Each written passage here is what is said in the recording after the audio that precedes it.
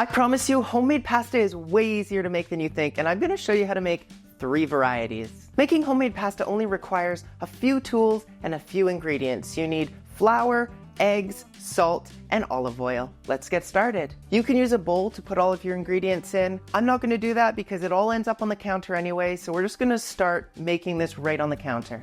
We're going to start with 2 cups of flour. Now you want to make yourself a little bit of a well. Into this well, we're going to crack 3 large eggs.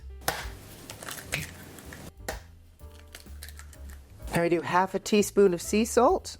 And we're going to go with half a tablespoon of olive oil. That's about half a tablespoon. So you start off with a fork. You're just going to break those yolks and you're going to slowly incorporate the flour and the eggs. You're going to probably overflow at some point unless you're really skilled at this, but it doesn't really matter. Just give yourself a little extra counter space. It's very common to freak out when the egg starts going over the edge. Just don't freak out. Easier said than done, but just don't do it. There's a lot of flour here, there's not a lot of egg, and you're gonna think, is this actually going to incorporate on me? Hopefully. Stay tuned. And it gets to a point where you just get rid of the fork and start using your hands, because why the hell not? Just get in there, get nice and messy. You wanna need this for about 10 minutes. 8:45 at night. What a time to start making fresh pasta. Haven't even had dinner yet. Honestly, haven't had lunch yet. I don't even think I've had breakfast yet. There's definitely easier recipes that you can make when you're depressed, but this one's not particularly hard to make, and that's kind of the point. Fresh pasta is a lot easier than you might think. Holy crap, it doesn't feel easy right now though, because damn, this is a workout. It's looking like I might have to add a little extra moisture. Okay. Am I making you really want to try this? You can use all-purpose flour. You can use 00 flour, I think it's called, which is kind of like a bread or pizza flour. It works pretty well regardless. Don't worry too much if you don't have the flour that the recipe calls for. Holy! I think we're just gonna add a little bit of olive oil. This is definitely very dry. Grease up my hands. It's kind of the same way you might if you were having a fun evening. This, I guess, is why Hannah Bread Talk became so popular at the beginning of the pandemic, you know? Does that do something for you? Doesn't really do anything for me. We are going to lube up for a second time, because this is still, ooh, I may have added too much olive oil, but that's okay. Can you really ever have too much lube? Whew. And this is the best Italian lube you can get. You know, I once did a documentary where I was supposed to cook on camera, and wow, did that ever go sideways. One day that might get released, and if it does, I apologize in advance. Apparently once the camera's on, things don't go right. So you can probably anticipate something along those lines for today. Whew. So basically what we're doing here is creating some gluten structures. This is gonna give your pasta really nice chew. Made this a number of times. Every time is a little bit different.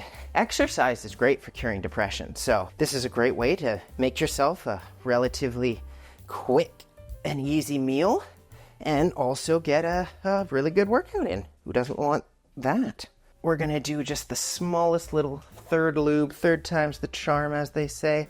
This is just a little bit too shaggy still. That's not because you've done something wrong necessarily. Maybe you put in a little too much flour. Maybe your eggs are just a little bit smaller than they normally are. All sorts of things can affect whether or not your dough starts to come together really nicely. That's fine. There's nothing wrong with making a few tweaks. Get it going. Get it going. Let's do this. Making a big nice ball of pasta. Yeah. Yeah, slap that thing. Yeah. Is that doing it for you? I hope not. Sometimes you just gotta pop off. And that's okay. Just gonna massage this. Gently massage. Get that shag to come together. Come together. Shag now. Yeah. On the counter. You know, sometimes olive oil is not the only thing you want. Sometimes you want a little water. A little water, a little fresh flour. Get that dough really coming together. My cat's going absolutely bonkers right now. All right. Guy, course, my cat's gonna get the zoomies in the middle of a pasta video. It's a little less come together than we like, but I'm hoping this will showcase that even if your dough's not perfect, it'll still come together. Fingers crossed. So now we're gonna get some saran wrap. See that? We're gonna collect all these ends and we're going to twist a little bit, especially with all this kind of craggly dough that we got here. We want this to just come together a little bit more. Yes, you're looking beautiful, my dough. Is that still not doing it for you? Huh? Yeah, me neither. I gotta take a shower or something, clean up this counter, get the eggs, flour, all that jazz put away, and I will be back with you soon by your standards. So obviously the next step with the dough is going to be using this bad boy. You can use a roller that attaches to your counter. You can roll it out by hand with a rolling pin if you're able to get it really, really thin. That's a bit of a workout, but it is possible. But before we get to that, we need to make a filling. We're going to be making ravioli, tortellini, and linguine. You can really make any filling you want, which is the beauty of making pasta yourself. I'm going to use a ricotta base. I've tried a cheese like bocconcini before, but it just didn't really work out because it was too powerful of a cheese. So ricotta is nice and mild and you can add flavor to it. Kirkland pesto is life, so I keep it in my freezer at all times, and I've just microwaved that. The beauty of having pesto in the center is then you can choose a different sauce for the outside. Might be a little bit of a weird choice, but I actually like having a little bit of spice in my pasta, so I'm gonna put a little sriracha in there. Fantastic. Love a little cracked black pepper, adds a little spice, adds a little flavor, so just wish it came out of here a little bit faster. This is something I picked up from a vegetarian friend of mine. She puts it on her popcorn, and I actually really like it on my popcorn as well. It also adds a lot of B12 nutrients, and so we're gonna add that as well. Now, if the sriracha and the nutritional yeast wasn't controversial enough, we're gonna add a little bit of Old Bay seasoning in here. We're also gonna add a little bit of MSG. So that's what you want it to look like, or at least that's what I want mine to look like. More sriracha.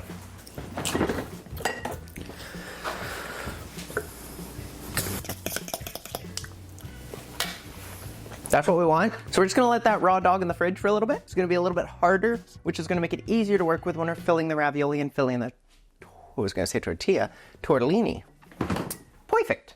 Now that this pasta dough has been resting in the fridge for about half an hour, maybe a little bit more, we're going to cut it up into 4 pieces. 2 of these pieces will be used for the ravioli, 1 of the pieces will be used for the tortellini, and then the other piece will be used for the linguine. Now the dough is a little bit shaggy still. I'm hopeful that as we run it through the roller attachment, it's going to start coming together a little bit better. Once these are rolled out, I don't want them to be sticking, so I'm just going to lightly flour, or heavily flour, I suppose, the surface here. So there's different settings on these rollers.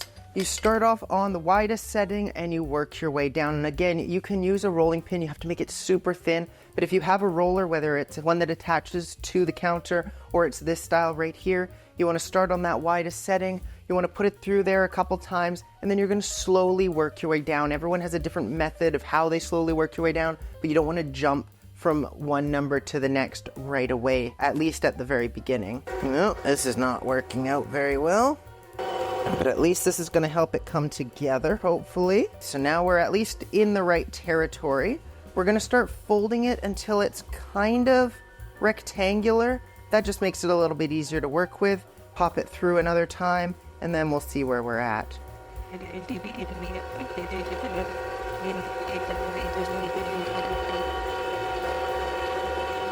There we go. That's starting to come together now. Let's just keep doing this until it starts looking pretty decent. Awesome. This is looking better. Go down a notch. You know what? This bowl's not doing it for me. Let's just get that bowl out of the way. Perfect. Through again. Let's go 1 notch lower now. 1 notch lower again. Speed this up a tiny bit. Another notch. And we're gonna go down to 3. And so this is when it gets a little bit hard to handle because it gets a little bit on the longer side. That's okay. Just kind of use a clean arm. We're gonna drop it down to 2. So we're almost through the thickness here. Wow, this is getting long. Okay. And one more time. So this is the last one here. This is number 1 setting. And the dough is very, very thin at this point in time. So we're gonna pop that on the counter here. And it's definitely on the long side. So I think what we'll do is we'll cut it. And then I just like to flour the top side as well a little bit. Keep everything from sticking. There we go.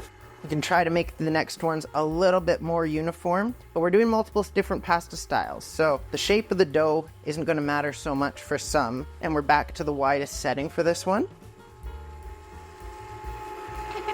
Fold that over, back through we go. Make this into a little bit more of a rectangle to work with.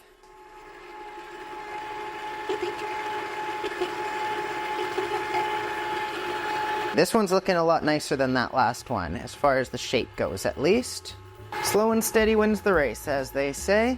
And there we go. This is our last pass. You can see it's getting nice and long and thin now. We got 2 more to go and we're running out of space. So I'm gonna move this back a little bit. Gonna flour a little bit more of this counter surface. Speed it up a little bit. The more comfortable you get with this, the faster you can go. So I'm starting to get a little bit more comfortable with this dough.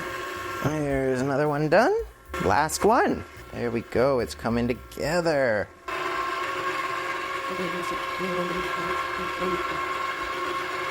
And we lost it. That's okay. It'll come back together at some point. Well, that's looking back together-ish. Excellent. We're getting close. Now I want to get the linguine out of the way because this is taking up a lot of room on the counter. So we're going to take these 2 right here, turn those into ravioli because they're roughly the same length and we're going to have to put one on top of the other. We're going to take these 2 over here and make them tortellini because the tortellini doesn't have to have a uniform piece of noodle, I guess you would say. And then we're going to take this one here and turn it into linguine because it's sort of the odd one out. Just going to do a little bit of rearranging. I'm going to put quite a bit of flour on here because I don't want it sticking to itself at all. And then I'm going to fold it up into pieces that I can safely cut. So something like this. Put a little flour in the bowl. Let's get a small little cutting board out here. A little bit of flour. Pop that down there and we'll get a nice sharp knife and just get this sliced as thin as possible. Just trying to make sure they're all kind of roughly the same size. We're just gonna do a relatively thin noodle here. And so now we've got a whole bunch of noodles. Kind of spread them out a little bit. They're all nicely floured so they're not going to stick together. Set that aside. So for the tortellini, you can use a cookie cutter. I just use a wine glass because I weirdly don't have any cookie cutters. And then you're just going to try to fit as many of them on here as possible. Now, whatever scraps you have left over, like these little things right here, boil them and make yourself a little snack. That's the chef's snack right there. So we're just going to set our tortellini aside because I want to do the filling for the tortellini and ravioli at the same time. So we're going to make like a grid. We'll have 2 dollops side by side all the way along. Then we're going to take this noodle, slap it down on top of the other noodle, and I'll show you how we're going to seal those together in just a second. Now you remember that filling that we left raw dogging in the fridge? We're going to take that out. It's solidified a little bit. The trick is always whether you're using the right size dollop of filling. You always want to have less filling than you think you're going to need. Otherwise, it's going to seep in between and you're not going to be able to get a proper seal on those raviolis. And if you don't get a proper seal, they're going to fall apart on you when you start to boil them. Now we're going to plop a little filling in these tortellinis as well. Plop a Rooney. Now I'm thinking about Martin Rooney taking a crap, which is not what I wanted to be thinking about right now. Whatever these little silicone brushes are, I like to use these, although you can just use a wet finger if you want to. Now I'm just going to draw these little wet lines in between our filling, and this is how it's all going to seal together. Let's plop this on top and see what happens. Get that lined up nicely. There we go.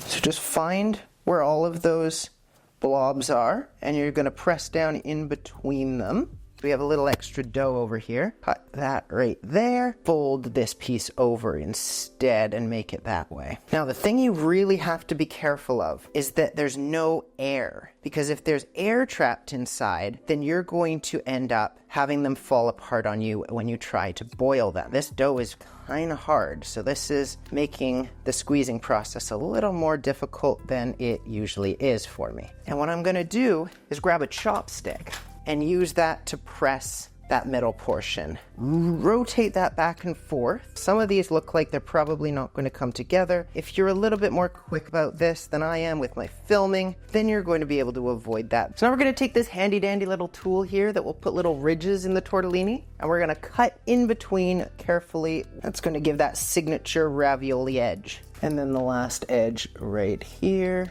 Just to be safe, a little extra pushing down on these. Pop a little flour in here. Pop that down. A little extra flour in between them so they don't stick together. Push like you are, I was going to say like you're pregnant, but don't push like that. It's kind of a little nip, you know? Not a pregnancy push by any means. And then we can set that one aside with our linguine. Now, I am by no means an expert on how to fold a tortellini, but I'm going to do my best here. For this one, we're not going to use this. We're going to use our finger. You want to take this piece right here. You want to put water around half of it. And then you want to just fold it over like so, press, and then you want to just, this dough is getting a little bit too hard. Yeah, that one exploded on me. We'll boil it up anyway, see what happens. We're going to fold it over, try to get a really nice good seal on it, and then we're going to carefully, so we don't tear it, which seems to be the problem, twist it around and pinch it together. This isn't working very well. So we're kind of making something that looks like that. But yes, they are sort of falling apart at this point because the dough is so dry. Well, I will do my best with these ones. I'm sure it'll taste fine either way, but it may not be very tortellini-y. Sometimes you have to adapt with the times. We're just going to make an unrolled tortellini. In other words, I guess another type of ravioli. And for anyone wondering if I can actually make tortellini, I'll show some pictures in the video of some tortellini I've made in the past, which incidentally set off some transphobes. How fun. This isn't going to affect the final recipe though. So now we have ravioli, we have linguine, and we have sort of tortellini. And then we have those cut pieces. This is when things are going to start to get really hectic because we're about to try to cook all three. We have some pre-prepared sauce. This is going to be for the ravioli. We're going to do a baked ravioli with some cheese on top. Then we have obviously the cheese to go on top. We have some Parmesan here, and we're going to use that Costco pesto again for the linguine. And then we have strawberry. Would that be interesting? Then we have some cherry tomatoes, and we have some bocconcini. And we're going to make a bocconcini salad tortellini sort of thing. Remember that we have that pesto inside the tortellini, or whatever you want to call them. So when we combine that with the tomato, with the bocconcini, and then a little balsamic vinegar, it's going to be kind of bocconcini salad-esque, I guess, right? So we're going to start here by just having all of these tomatoes. We're going to cut that bocconcini in half as well. And we're going to get a pot of water boiling up. This pasta is not going to take very long at all to cook. It's going to take just a couple minutes. Make sure that pasta water is nicely salted. While that water is boiling, let's get some sauce going for the baked ravioli. I usually like to add a little bit of my own seasoning to these sauces because they tend to be a little bit dull on their own. So we're going to pop a little bit of cracked black pepper in there, a little bit of MSG, a little bit of seasoned salt, a little bit of garlic powder, and a little bit of onion powder. So we're just going to reduce this sauce down a little bit until it's a bit thicker. This is sort of a personal preference. If you like a watery sauce, then keep it watery, but I personally don't like a watery sauce very much. Ow! I'm struggling, it's late at night. Our water is now boiling. So we can start adding the ravioli to the water. And these only take a couple minutes to cook, so you don't have to leave them in for very long at all. And we especially don't want to leave the ravioli for too long in the water because they're going to finish in the tomato sauce as well in the oven. Speaking of the oven, let's get this set up on bake. I'll do 400, sure, why not? Really don't have to be too picky about the temperature. You could broil it, you could bake it. I'm just gonna put it on bake because it might be in there for a little while we get everything else done.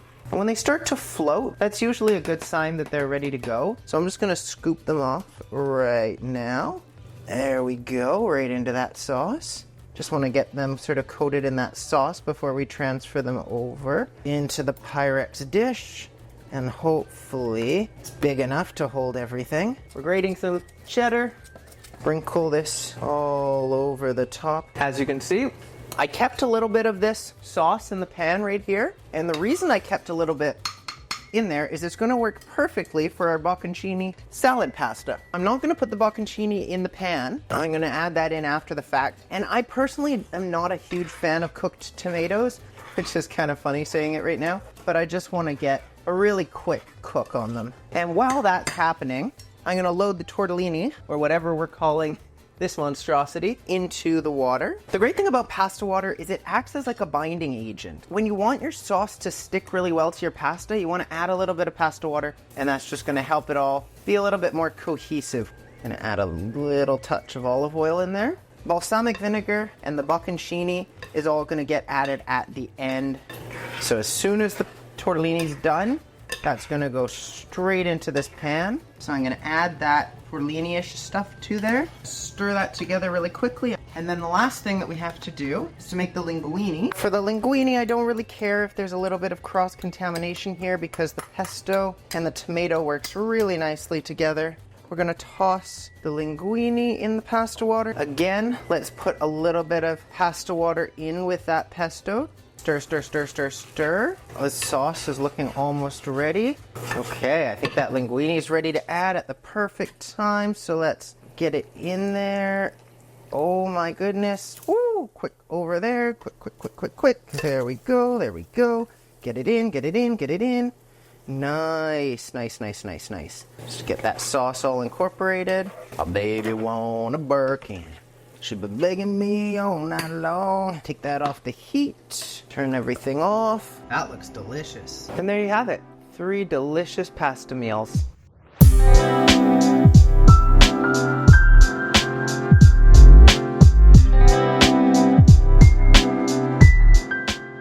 That was fun. That was an adventure. I hope you learned how to make homemade pasta. I hope you realize it's not as difficult as it might seem, although maybe I wouldn't suggest doing 3 recipes in one night. I think all there's left to do now is try them.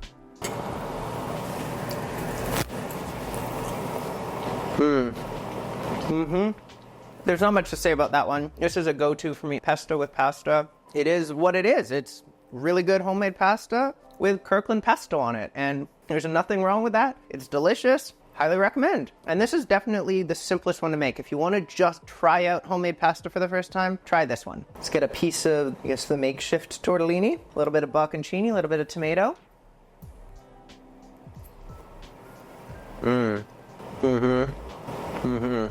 That is incredible. I didn't know how that was going to turn out because I've never made this before. The flavors are exactly what I wanted them to be. Maybe it could use a little bit more basil. The pesto is not super strong. It's mostly tomato, balsamic vinegar, bocconcini. You could definitely go with a little bit of maybe fresh basil on top or something along those lines. But I mean, it's incredible. Highly recommend this one if you have a chance to try it. And another one I've never tried before is this ravioli. Got a little cheese, a little crust. Let's see how this goes. Oh my God. Wow. That one, that's the best. Holy crap. The spice from the sriracha is really coming through. Weirdly, it didn't come through as much on the tortellini. You've got the really tomatoey taste of canned sauce, obviously, that we added some extra ingredients to. Obviously, it's smothered in cheese, which is never going to be a bad thing. I turned it to broil for a few minutes before I took it out, and that got a really nice crust on the outside. Holy cow, I'm not upset that I'm going to be eating that for the next couple of days. Wow. There you have it.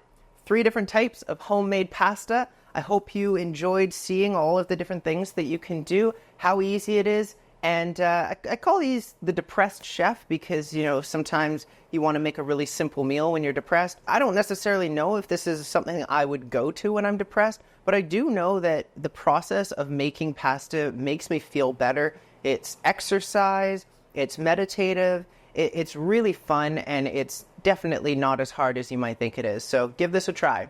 Totally worth it, and I'll catch you in the next one. Yes, give it to me. Oh.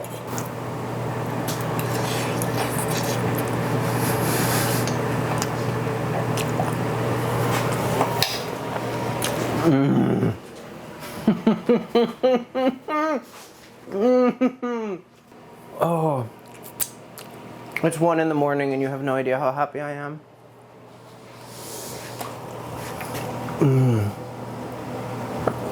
Oh my God.